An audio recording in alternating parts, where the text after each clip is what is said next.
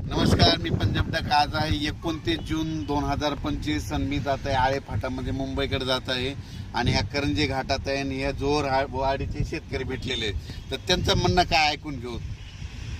नमस्कार साहेब. 8-10 दिवसापासून आम्ही फार चिंतेत होतो.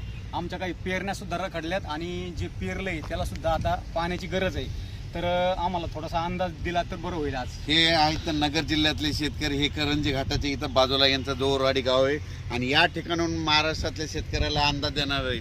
सर्वप्रथम सांगायचं झालं तर राज्यामध्ये आज 29 तारखेला सर्वात प्रथम सांगतो म्हणजे ज्या भागात पाऊस नाही त्या जिल्ह्यासाठी सांगतो की म्हणजे नगर जिल्हा, धाराशिव जिल्हा, बीड जिल्हा, लातूर जिल्हा, परभणी जिल्ह्याचा काही भाग या सर्व शेतकऱ्यामध्ये बऱ्याच ठिकाणी 10-12 दिवसापासून काही भागात पाऊस पडलेला नाही. म्हणून त्यांच्यासाठी आनंदाची बातमी. आज तुमच्या इकडं म्हणजे नगर जिल्ह्यात बऱ्याच ठिकाणी आज पावसाला सुरुवात झालेली दिसत. 29 तारखेला 29 जूनला आज थोडा दिसत, 30ला आणखीन वाढणार आहे. मात्र 1, 2, 3ला मग संपूर्ण भागामध्ये तुमच्या नगर जिल्हा, धाराशिव जिल्हा, बीड जिल्हा, लातूर जिल्हा या भागात पाऊस पडलेला दिसत. म्हणून ह्या 4 जिल्ह्यातल्या या शेतकऱ्यांनी अंदाज दिला.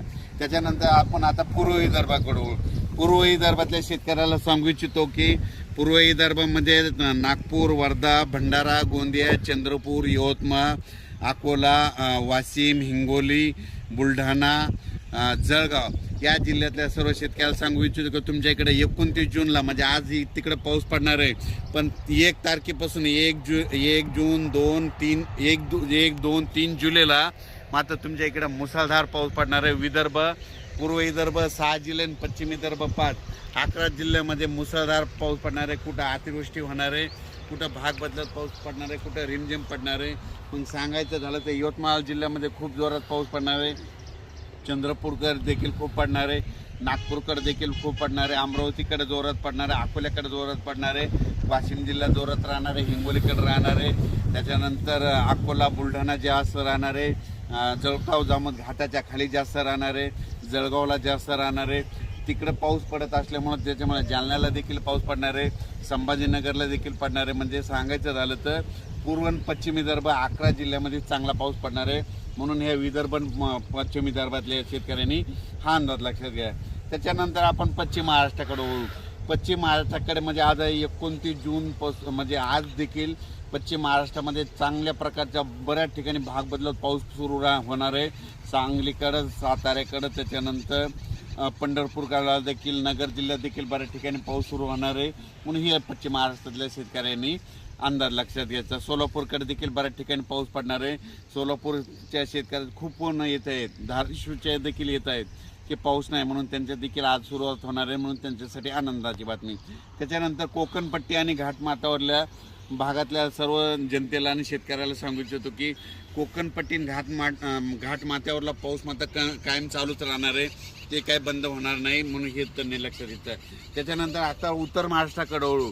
उत्तर महाराष्ट्राकडे सांगायचं झालं तर नाशिक जिल्ह्याकडे जोरदार पाऊस सुरू राहणार आहे. त्यांचा पाऊस काही बंद होणार नाही म्हणून हा अंदाज त्यांनी लक्षात घ्यायचा. धुळे, नंदुरबार, जळगाव या 40गाव, पारोळा या ठिकाणी देखील ह्यामध्ये 29 आजपासून 29 जूनपासून तर 3 जुलैपर्यंत जोराचा पाऊस राहणार आहे. म्हणून हे अंदाज लक्षात घ्यायचा. हे झालं आता संपूर्ण जिल्ह्याचं सांगितलं. त्याच्यानंतर आपल्या बाजूला मध्य प्रदेश आहे, त्याच्यानंतर गुजरात आणि राजस्थान आहे. म्हणजे यामध्ये 29 पासून तर 3 जुलैपर्यंत गुजरात, मध्य प्रदेश आणि राजस्थानकडे पाऊस पडत असल्यामुळं त्याचा असर आपल्या महाराष्ट्रावर उभी होणार आहे. म्हणून हे त्यांनी लक्षात घेतलं. पण राज्यात याच्यानंतर तुम्हाला सांगू इच्छितो की 5 जुलै, 6 जुलै आणि 7 जुलै दरम्यान परत राज्यामध्ये पाऊस भाग बदलत येणार आहे. म्हणून हे लक्षात घ्यायचं. त्याच्यानंतर 10 जुलै ते 15 मध्ये देखील राज्यात पाऊस असणार आहे. म्हणजे सांगायचं झालं तर राज्यात असा एकदम 1 महिन्याचा, 15 दिवसाचा, 20 दिवसाचा खंड पडणार नाही. पाऊस येतच राहणार. आज ह्या भागात राहिला तो दुसऱ्या भागात राहील, पण राज्यात पाऊस कंटिन्यू चालूच राहणार आहे. खंड कसा असतो तुम्हाला सांगतो. आतापर्यंत मागचे जे खंड होते 20 दिवस महाराष्ट्रात कुठंच पाऊस पाहायला भेटत नव्हता, त्याला खंड मानतात. पण 1-2 दिवस पाऊस उघडत नाही त्याला लोक खंड मानतात. म्हणून हे चुकीचं आहे. म्हणून तुम्हाला सांगतो महाराष्ट्रात पाऊस पडतच राहणार आहे, फक्त वेगवेगळ्या भागात पडत राहणार आहे. हे सगळ्यांनी अंदाज लक्षात घ्यायचा. आणि हे जे अंदाज दिला आहे गेल्या वर्षी देखील या करंजी घाटामधूनच अंदाज दिला आणि त्यावेळेस देखील असाच पाऊस नव्हता. म्हणून योगायोगानं म्हणलं या ठिकाणी जात असतंय.